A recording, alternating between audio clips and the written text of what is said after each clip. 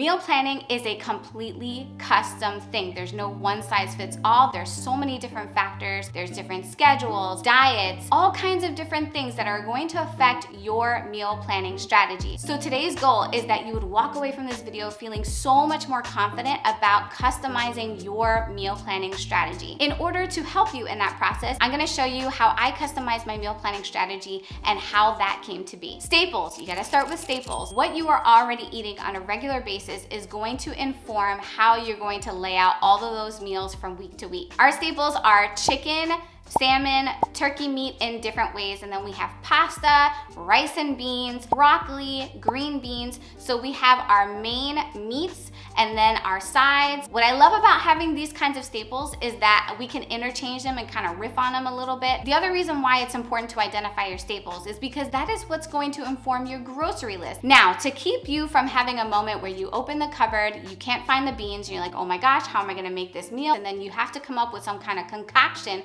out of the things you already have, like combining barbecue chicken with spaghetti, which yes, my husband did make for me once. You're going to do the following. When you run out of something, you're going to immediately write it down somewhere that you know you will see it. So for us, we have a family calendar. It's a whiteboard calendar, and on the right side of it, we have this notes section, and that is where we keep our main grocery list. So for whoever is going out, we take a picture of it or we write it down in our phone, and that is how we prevent ourselves from running into that issue. If you are an iPhone user, which I'm sorry if you have an Android, I'm not sure how this will work, there is a section in your phone called lists. When you are on that app, you can actually put in all your groceries, and then when you go, you can check them all off, but it saves all of those things. So when it comes to your staples, if you know that you need that can of beans, it's already written. You don't have to write it twice. It has worked so well for us, and I highly encourage you to try it out. The other thing I want to mention about our weekly meal planning is that I do not like to use any fancy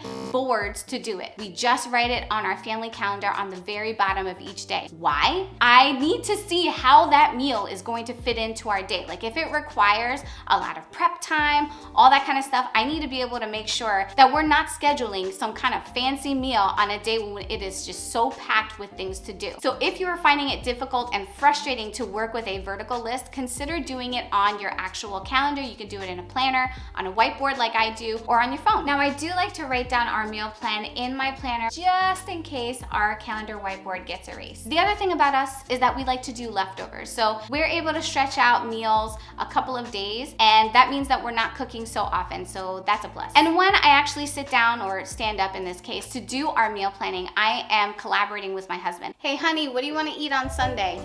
The chicken, rice, and the beans that you have written down. Sounds good to me. Okay, so if you have a partner, if you have somebody that you're living with that you know you're going to make meals for and eat with, it's important for you to kind of collaborate with them in that process. Now, if they want to have nothing to do with it, fine. But it's nice to kind of have somebody to do it with me, because that also holds me accountable for actually meal planning. Meal prepping. I sort of do this. I've been trying it out in more recent weeks, but I don't like to do too much ahead of time. The reason why is because of my personality. I like to chop onions and garlic and all the prep that needs to go into that meal that I'm about to make. Why? Because I like to spend some time alone, and everybody knows that when mama has a knife in her hand, she just wants to be left alone. Mommy! Okay. So I put on my favorite podcast, I watch my favorite YouTuber, or I'm just in my head and it's a wonderful time. Maybe that might not work for you. This is a point, again, where you want to customize how you do things and how often you do things in your meal planning.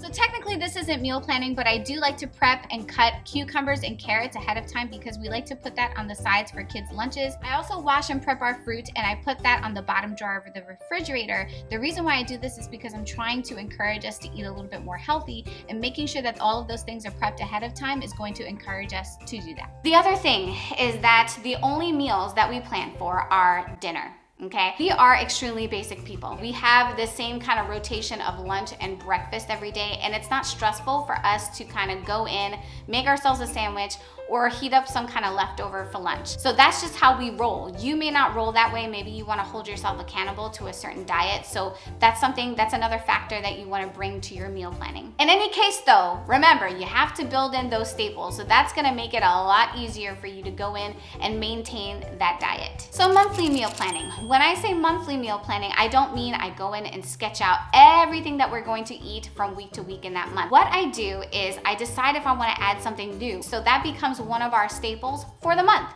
And again, that informs our grocery list. So making plans to eat one new meal, maybe 2 new meals, is a lot less stressful when I think about it at the top of the month. Yearly meal planning, which yes, I do. My goal for this year is to clean up our diet because we've had some health issues arise in our family. So that is something that is also going to inform what we eat month by month and week to week. What I'm doing right now is kind of reevaluating our staples and thinking about the things that we like to eat for takeout, and I'm trying to substitute things so that our diet is a lot more healthy. So I'd love to know, what are your goals this year as far as your diet or your family's diet? Leave a comment down below. And I want to encourage you that whatever you want to try out or stick to is going to be accomplished once you customize your personal meal planning strategy. If you've made it this far into the video, please consider subscribing. And if you found this video to be helpful and or entertaining, go ahead and give it a like, and I'll see you in the next one. Bye!